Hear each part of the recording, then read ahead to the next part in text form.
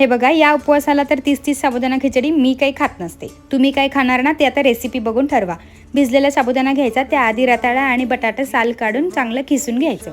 त्यानंतर ते बाजूला ठेवायचं. मिक्सरचं भांडे पुढे घ्यायचं, त्याच्यामध्ये मिरची, धुतलेलं भगर, शेंगदाणे, मीठ आणि जिरे घालायचं. ते वाटून घ्यायचं. मोठ्या परातीमध्ये साबुदाणा घालायचा, रताळा आणि बटाटा सुद्धा घालायचं आणि ते वाटण घालायचं. बांगड्या मागे सरकवून त्यांना चांगलं एकजीव करायचं. त्यानंतर मिक्सरच्या भांड्यात पाणी घालून ते सुद्धा घालायचं. सगळ्यात शेवटी भाजलेल्या शेंगदाण्याचे तुकडे घालायचे आणि ते सुद्धा मिसळायचे. नंतर एकसारखे 6 ते 7 याचे गोळे तयार करायचे आणि तवा तापवायला ठेवायचा.